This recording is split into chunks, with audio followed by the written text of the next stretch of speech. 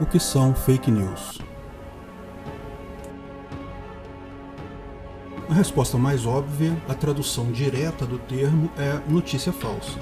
Mas o termo tem se firmado como algo a mais do que uma mera notícia falsa. De fato, representam um passo importante nas grandes transformações sociais pelas quais estamos passando. É um fenômeno muito mais sério e significativo do que muitos se dão conta. A origem do termo é americana. Ele foi usado principalmente após a eleição de Donald Trump em 2016, como explicação de como ele conseguiu ganhar uma eleição que parecia ter tudo encaminhado para ser ganha por Hillary Clinton. Hillary era democrática, liberal, tudo de bom. Trump era um machista, racista, fascista, tudo de ruim. De um lado, a plataforma democrata a favor da igualdade, do feminismo, do combate ao racismo, da agenda LGBT, do empoderamento. De outro lado, a plataforma republicana, que basicamente prometia um muro para acabar com a imigração. Como os eleitores americanos poderiam, de livre e espontânea vontade, eleger um fascista ao invés de uma social-democrata preocupada com os pobres?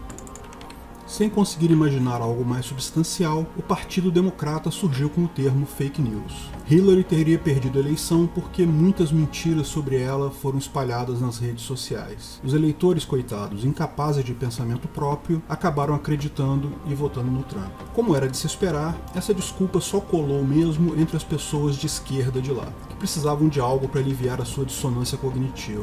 Ninguém fora da bolha esquerdista considera isso remotamente crível. Mas, paralelamente, no mundo todo, começou a se observar um crescimento de partidos contrários ao mainstream progressista e esquerdista que existe hoje na maior parte do mundo civilizado. França, Itália, Inglaterra. Os partidos de oposição à esquerda têm uma miríade de posições políticas diferentes, mas como se opõem à esquerda progressista, foram todos devidamente catalogados como extrema-direita pela imprensa, que deu ao movimento o nome de o crescimento da extrema-direita no mundo, impulsionado, claro, por fake news. O termo fake news, portanto, não se refere a mera notícia falsa, mas sim a uma grande teoria da conspiração criada pela esquerda progressista e propagada pela imprensa tradicional, visando justificar a sua perda de poder mundial. Mas engana-se quem acha que isso tem alguma coisa a ver com meras notícias. Notícias falsas sempre existiram, de todos os lados, e isso nunca mudou a eleição. O problema é outro, mas a esquerda não pode atacar diretamente esse problema. A imprensa também enfrenta o exato mesmo problema que as esquerdas, mas sabe que também não tem como atacar o problema diretamente. De fato, o grande problema para a esquerda progressista, que também é um enorme problema para a mídia tradicional, é a internet. É o barateamento do acesso à informação. É a disseminação descentralizada de informações. Esse problema uniu fortemente a mídia tradicional e a esquerda. Essas duas forças, é verdade, já eram bastante convergentes, tanto aqui no Brasil como no resto do mundo. A grande imprensa sempre foi tendente ao progressismo, à esquerda, mas o que era uma tendência moderada virou um apego desenfreado. Em toda a minha vida adulta, e olha que eu já tenho uma certa idade, sempre via a pauta progressista apresentada como algo positivo nos jornais e na mídia tradicional.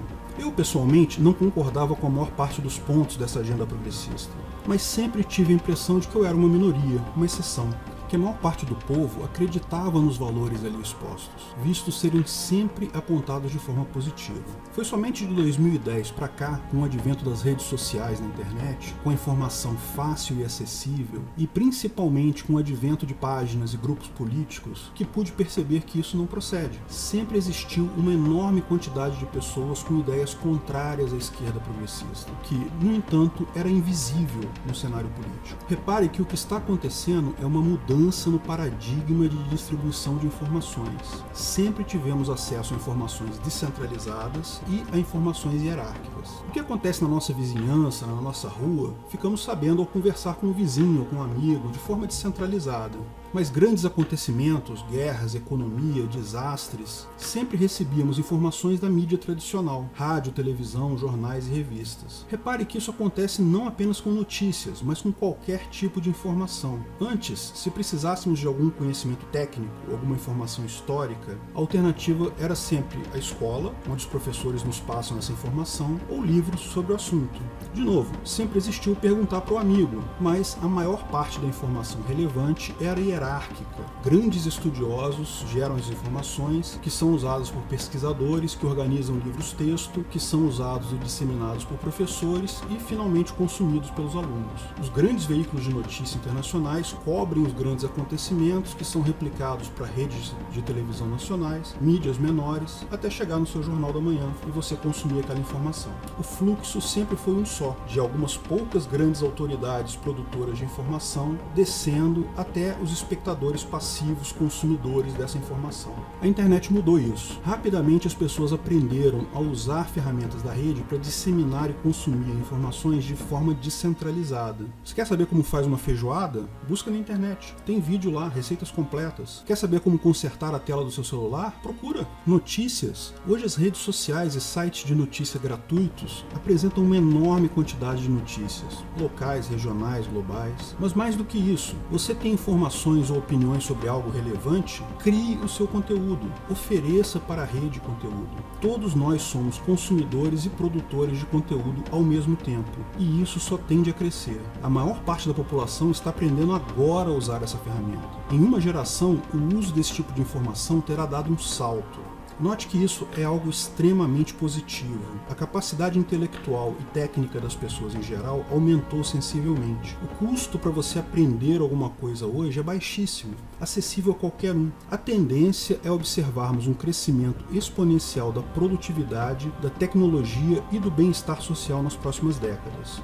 Mas lógico, não são apenas boas notícias. Muita coisa vai mudar também. O primeiro impacto foi sentido pelas redes de mídia tradicional. Por que alguém assinaria um jornal hoje em dia? Todos temos informação gratuita e acessível. No mundo todo, muitos jornais e revistas estão fechando, se fundindo ou, no mínimo, diminuindo drasticamente de tamanho. No Brasil, é notório que jornais e revistas se tornaram reféns de governos federais, estaduais e municipais. Grandes anunciantes fora disso são poucos. A televisão e o rádio ainda se assentam na produção de entretenimento, mas mesmo isso tem sido abocanhado por competidores muito mais ágeis e de melhor qualidade na internet. O fato é, para a grande mídia tradicional, só a morte da internet salva. Mas eles sabem que não podem dizer isso. A população quer internet. Então eles adotaram essa figura fictícia da fake news como um grande problema a ser combatido. Se pelo menos eles pudessem limitar o acesso das pessoas à informação na internet, ou se colocar como um censor geral que diz o que é verdade e o que é mentira, conseguiriam respirar um pouquinho. Mas tem um problema nesse plano da mídia tradicional. Fake news não é um problema para as pessoas em geral. Ninguém se incomoda realmente com isso.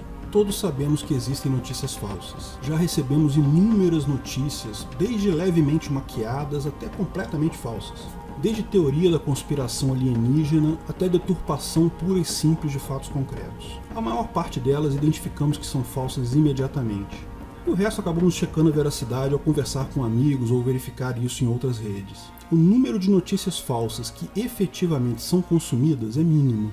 E, é sempre importante ressaltar, também existe um grande número de notícias falsas na mídia tradicional. Então não há de fato uma diferença qualitativa para o consumidor. Algumas notícias falsas são problemáticas, e isso é realmente sério. Por exemplo, acusações de bruxaria que levaram a linchamento de pessoas inocentes. Mas repare que a sociedade atua como uma rede neural. Houveram casos, mas isso não se repetiu. A sociedade aprendeu com isso. Já há consciência que não se pode acreditar fielmente em meras denúncias. Essa nova realidade também é um problema para a esquerda. Ela conseguiu impor aqui no Brasil, graças à tendência progressista da mídia, um virtual monopólio da virtude. Praticamente qualquer coisa ruim era associada à direita, qualquer coisa da esquerda era apresentada como positiva na mídia. Alguns dizem que havia uma grande organização coordenando isso. Minha opinião é que não. Esquerdistas não são tão inteligentes a esse ponto. Não houve organização. O que existiu foi uma tendência natural à esquerda de pessoas da área de humanas, o que inclui o pessoal de jornalismo, que levou naturalmente a isso. Como a distribuição de informações era hierarquizada, não havia como se mudar isso. É um mecanismo retroalimentado. No momento que a maior parte das informações passaram a ser descentralizadas, isso desmoronou. Veja, muita gente ainda assiste jornais na televisão ou no rádio, lê jornais online, pelo menos o que está antes dos paywalls, né? Da mesma forma, as pessoas continuam indo às aulas, absorvendo informações técnicas e opinativas com professores. A informação hierárquica não deixou de existir, mas essa informação agora é criticada, contrastada com diversas outras fontes de informação. Mesmo informações técnicas, resposta de exercícios, tudo isso é verificado e criticado por alunos e consumidores de notícia. E lógico, opiniões políticas, principalmente aquelas opiniões claramente tendenciosas, tanto de professores quanto de jornais, são claramente percebidas. Esse é o motivo para a diminuição do apoio à agenda progressista e esquerdista no mundo. Ninguém questiona que a maior parte da pauta progressista são demandas válidas: respeito a diferentes religiões, respeito à sexualidade individual, direito de consumir a substância que quiser, tudo isso faz sentido. Mas, na maior parte das vezes, essas não são as preocupações mais importantes ou mais urgentes vistas pelos cidadãos comuns. É natural que o cidadão médio esteja muito mais preocupado com economia, empregos e segurança. A divulgação sem filtro das desgraças de outros países socialistas também gera um impacto significativo. Mas chega a ser curioso como a mídia tradicional e a esquerda têm dificuldade em entender o que está acontecendo. Encaram as fake news assumindo que é uma outra estrutura hierárquica como ela, que há um grande produtor de fake news alimentando enormes grupos de WhatsApp com milhares de membros. Não percebem que estão olhando um espelho, estão vendo elas mesmas. Não é isso que está acontecendo. Não há uma grande hierarquia de informações da extrema-direita competindo com a hierarquia oficial esquerdista. O que existe é outra coisa completamente diferente. São milhões de novos produtores de conteúdo sem coordenação alguma. São tantos produtores de conteúdo quanto consumidores de conteúdo. E não estão lutando contra a esquerda. Não é um movimento orquestrado e coordenado com um objetivo. É apenas o resultado de milhões de pessoas atuando com senso crítico sobre as informações recebidas de diversas fontes e naturalmente gravitando para uma maior diversidade do espectro político. É um erro achar que todos que não concordam com a esquerda são de direita, ou melhor, extrema-direita, que é como a mídia chama qualquer um que não seja de esquerda. Na verdade, o que está acontecendo é que existem uma miríade enorme de posicionamentos políticos diferentes. Como é o correto de se imaginar em uma população sem doutrinação fixa. Surgem apoios a uma infinidade de posições dentro do diagrama de Nolan. E, naturalmente, a esquerda se esvazia no cômputo geral. Há um outro aspecto a ser observado. O ser humano valoriza a harmonia. Ninguém gosta de discutir com os outros, de brigar.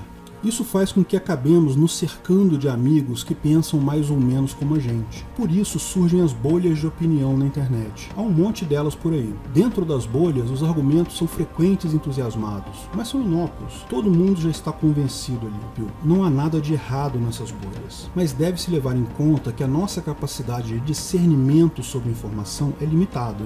Todas as pessoas são escravas do senso comum, aquelas ideias e opiniões já pré-concebidas e analisadas antes. Quando a informação deixa de ser hierárquica, abre espaço para bolhas de opinião objetivamente perigosas. Por exemplo, existem bolhas de opinião na internet que são contra a vacinação de crianças. Ou seja, essa bolha de opinião pode levar a doenças sérias em crianças indefesas. Já deixei minha opinião sobre o tema no vídeo sobre aquecimento global. E adianto que sim, há maneiras de se minimizar esse tipo de problema em uma sociedade voluntária, sem precisar forçar informação hierárquica dentro da garganta de ninguém.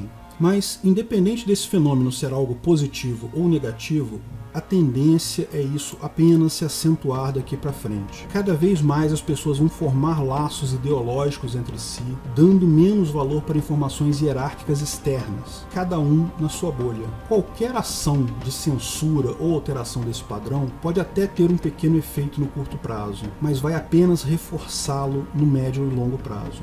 Uma rede social derrubar centenas de páginas cujo ideário vai contra a orientação da empresa, seja qual critério for, só abre caminho para concorrentes que aceitem tais páginas, ou para donos criarem novas páginas, já com mecanismo de backup. Mecanismos de criptografia ponto a ponto e protocolos de obscurecimento de origem tendem a ser cada vez mais empregados por aqueles que foram vítimas de censura anteriormente. E isso apenas torna a bolha ainda mais estanque a novas ideias. Censura não vai resolver o problema, só vai agravá-lo. A saída é aceitarmos a liberdade de expressão absoluta, que é uma das marcas da ética libertária. Ainda vou vou fazer um vídeo sobre isso e coloco o link aqui quando estiver pronto. Essa tendência, portanto, é irreversível. Cada vez mais vamos ver eleições em que o lado que perdeu não aceita absolutamente o resultado, posto que, dentro da sua bolha de opinião, aquele resultado não parece algo razoável. Nenhum governo, nenhuma política ou legislação será capaz de atender às demandas de diferentes grupos de opinião residentes na mesma área geográfica. Todo governante terá a maior parte da população contra si, posto que estão em bolhas diferentes. Mas, felizmente, existe uma solução simples para isso. Imagina se cada esquerdista que é absolutamente contra a direita pudesse escolher um governo de esquerda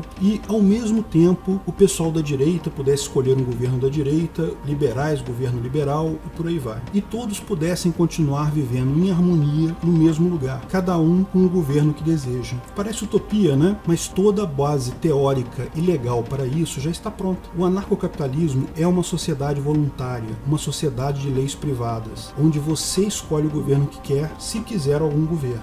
Não é uma ideia nova e ninguém está sugerindo que isso seja implantado pela força. A questão é, isso é um futuro inevitável. O Estado, como conhecemos hoje, vai fatalmente desaparecer. Se você gostou do vídeo, não esqueça de curtir e compartilhar. Clique no logo do canal para assinar e ser avisado de novos vídeos. Se quer saber mais sobre o assunto, veja um desses vídeos que selecionamos. Se quiser contribuir com o canal, ajudar na divulgação do anarcocapitalismo, veja na descrição de que formas você pode fazer isso.